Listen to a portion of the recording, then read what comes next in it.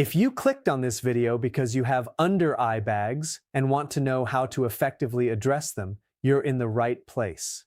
I'm Dr. Eric Berg, and under eye concerns are one of the top reasons people seek out cosmetic interventions. Today, we're going to cover everything you can do at home and in the office to make your eye bags look significantly better, as well as the treatments you should avoid so you don't make them worse. If you enjoy this type of content and want to see more, give this video a thumbs up and make sure you subscribe to the channel. I see hundreds, if not thousands, of patients a year with under eye concerns, and the number one mistake people make is trying to treat the wrong issue. So we're going to start by diagnosing your under eyes, because each type of eye bag requires a distinct approach. I'll walk you through exactly how to identify which kind of eye bag you have, and then we'll discuss how to treat them. Type 1 is puffiness caused by fluid retention or poor lymphatic drainage. This can manifest as fullness in your upper eyelids, your lower eyelids, or both. It tends to be much worse when you wake up in the morning because you've been lying flat all night and gravity hasn't been working in your favor. Typically, as you sit up and go about your day, gravity helps drain some of that fluid. To me, that is the hallmark of an eye bag caused by fluid retention. It improves over the course of the day. It may also fluctuate based on your diet. For instance, if you consume foods higher in sodium, you might notice your under eye bags looking much worse because the extra salt pulls more fluid to that area. Type 2 is what I consider a true eye bag. This is caused by fat bulging or herniating beneath the eye. This type of bag won't change in size or structure throughout the day. You have it when you wake up, and you still have it when you go to bed at night. This is certainly something we see worsen with age because as the tissues under the eye weaken, the fat sitting beneath the eye can begin to bulge forward, creating that visible bag. However, I will say this isn't exclusive to older adults.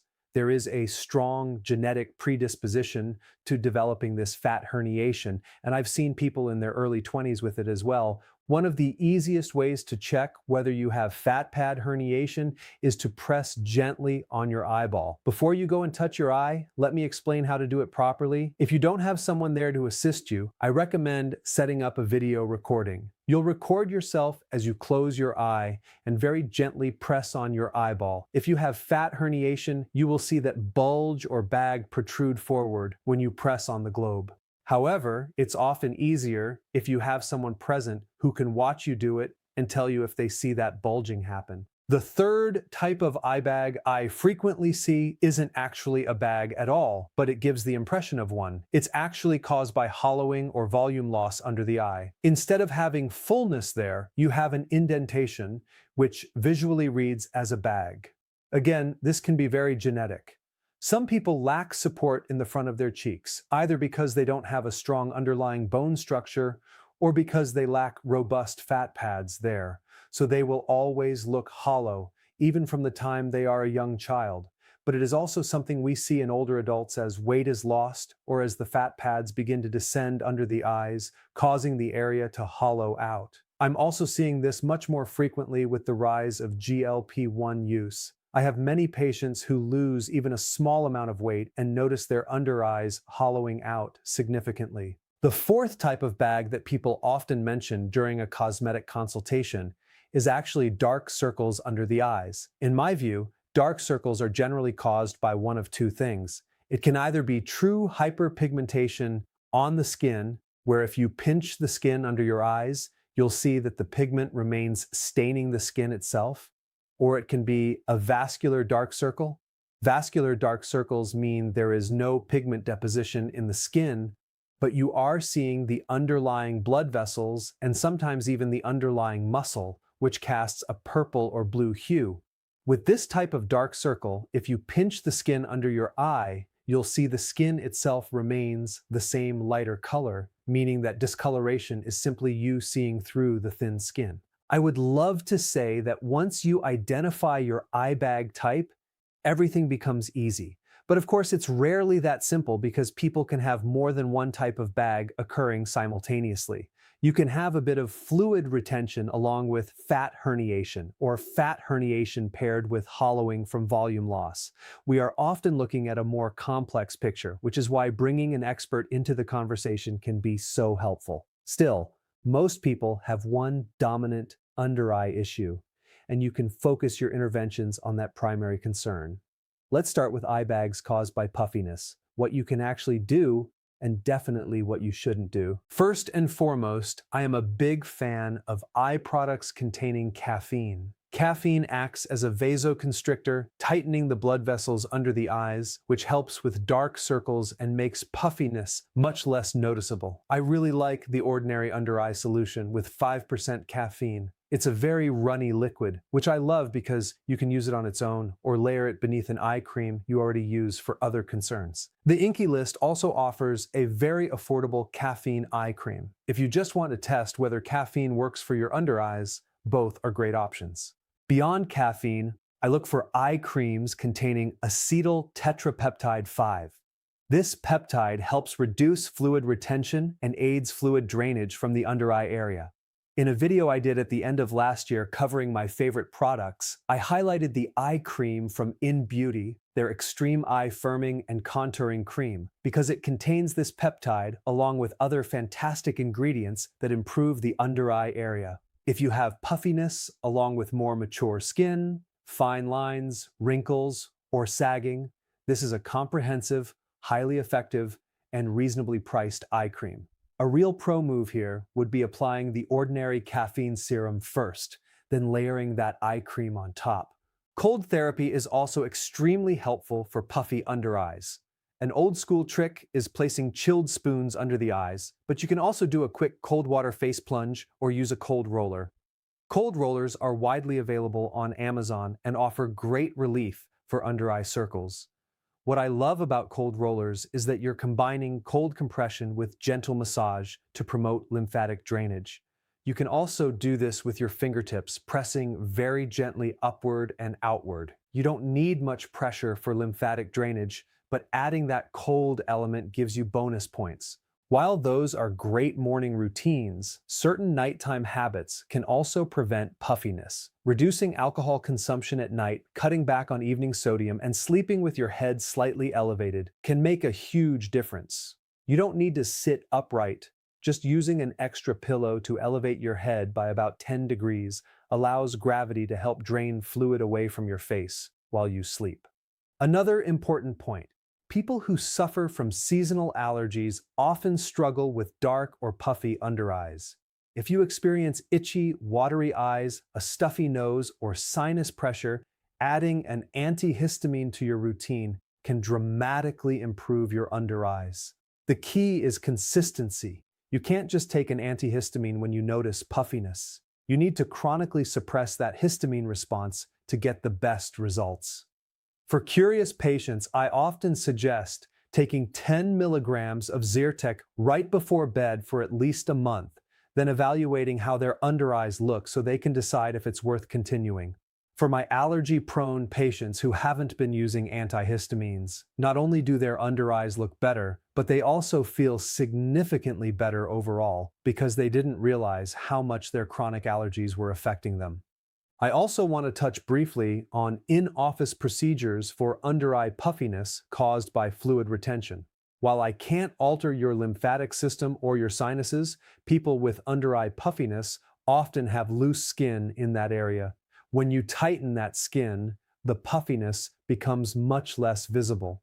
We typically focus on resurfacing procedures like microneedling or Fraxel lasers, anything that stimulates collagen to smooth and firm the skin. I am also very cautious when using Botox around the eyes for patients with under-eye puffiness. Relaxing the muscles around the eyes to treat crow's feet means those muscles aren't contracting to help pump away fluid. I have definitely seen patients' eye bags worsen after getting Botox in their crow's feet, and they rarely understand why until we discuss it. Having extra fluid under your eyes doesn't mean you can never get Botox for crow's feet, but it requires a careful discussion with your injector. You may want to start with a conservative dose and closely monitor how it affects your under eyes. Those are my recommendations if your eye bags are intermittent and transient. However, once that puffiness is permanent, meaning you always have fullness under your eyes regardless of the time of day, that usually indicates protruding fat, which we treat very differently. I don't mean to sound blunt, but this is the reality of the conversation I have with patients who have bulging fat pads. There is no eye cream, and frankly, no minimally invasive in-office procedure in a dermatology clinic that will make a dramatic difference for this issue. Bulging fat pads require a consultation with a plastic surgeon. Surgery is necessary because the issue is the fat itself, which must either be repositioned or removed entirely to smooth out the under-eye area. That simply cannot be achieved with lasers or injectables. The surgical procedure for this is called a lower blepharoplasty. If you'd like more details on that, let me know, and we can dedicate a separate video to it. Over the years, I've had patients ask if we can just use under-eye filler to camouflage the fat pad and avoid surgery. If someone has very tight skin, typically patients under 40, that can occasionally be a reasonable option. However, if you have any skin laxity, adding filler to camouflage a fat pad almost always makes the bulging look worse, which is why I usually advise against it. I've even had patients return months later admitting they went elsewhere for under-eye filler, asking me to dissolve it because it didn't look good. I certainly don't blame anyone for trying to avoid surgery. Surgery should be a last resort. But sometimes it is the only effective solution, particularly with fat pad herniation. That said, having fat pads doesn't mean you can't improve the overall look of your under eyes. Fat pads are often accompanied by crepey skin or fine wrinkles, which can be treated with Botox, lasers, or PRP. So options exist, but if your main concern is strictly the bulging fat pad, that is a surgical matter. On the flip side of fat pad herniation are people whose eye bags are caused by severe hollowing. Rather than a bulge, they have a visible indentation or groove. This can be tricky to distinguish and often confuses patients.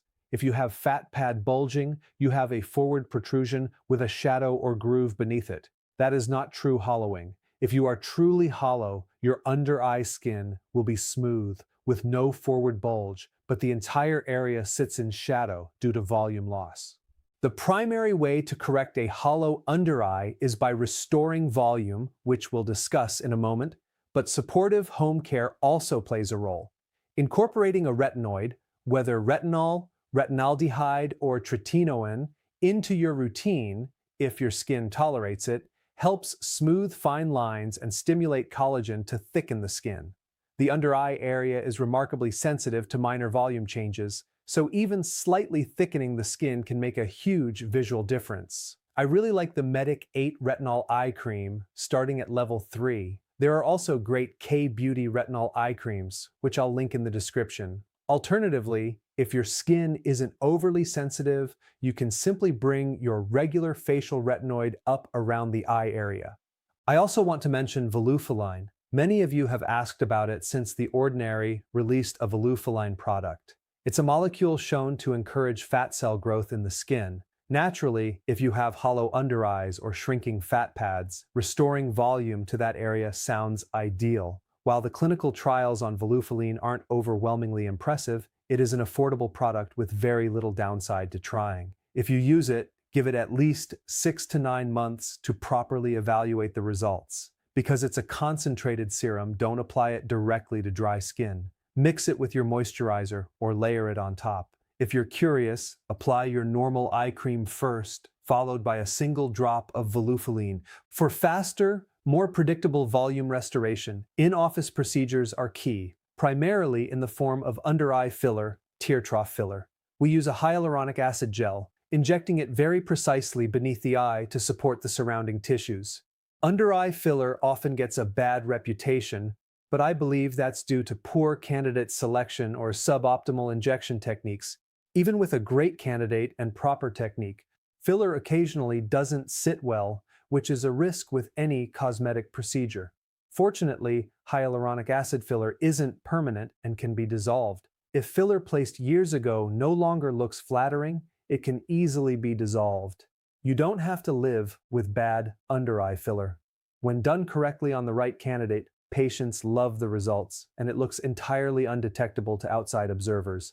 As a cosmetic dermatologist who performs a lot of facial filler, I always evaluate global volume. When patients request tear trough filler for under-eye hollowing, they often have volume loss in adjacent areas, such as the mid-face, upper cheeks, or temples. The tear troughs should usually be the last area restored. Filling hollow under eyes without addressing surrounding facial volume loss can look unbalanced. To keep results looking natural, my approach is to restore volume globally. We might address the temples and cheeks first, let that settle, and reassess. Supporting those surrounding areas often significantly improves the under-eye area on its own, allowing us to use far less product in the tear trough or skip it entirely. Some patients also ask about PRP or PRF, platelet-rich plasma or platelet-rich fibrin, sometimes called EZ gel, to add subtle volume beneath the eyes. Derived from your own blood, we draw a sample and isolate the growth factors to create a natural injectable that stimulates localized tissue repair and subtle volume. While the volume increase is modest, subtle improvements are sometimes all that's needed. Occasionally, patients ask about fat transfer to the under eyes, using their own harvested fat rather than synthetic filler or PRP. For fat grafting, I refer patients to a plastic surgeon. However, fat transfer can be unpredictable compared to filler. I generally recommend trying temporary filler first before committing to fat grafting, unless you are already undergoing a larger surgical procedure like a facelift, where fat grafting can easily be combined. Surgeons rarely perform isolated fat grafting strictly for the under eyes without addressing other areas of the face. That brings us to the final type of under-eye concern, dark circles. In my view, dark circles are an entirely different topic altogether, so I will be creating a dedicated video focused exclusively on them. If you have specific questions about treatments or products for dark circles, leave them in the comments so I can cover them for you. Ultimately, my experience as a dermatologist has shown that patients achieve the best, most satisfying results when they combine effective at-home skincare, smart lifestyle habits, and targeted in-office treatments. I hope this video helped clarify how these elements work together to improve under-eye bags. If you've tried any of the products or procedures I mentioned, please share your experience in the comments below. I love reading your feedback. If you've tried other helpful or unhelpful methods not covered here, let us know as well. Thank you so much for watching. Don't forget to subscribe to the channel, give this video a thumbs up, and I'll see you in the next one.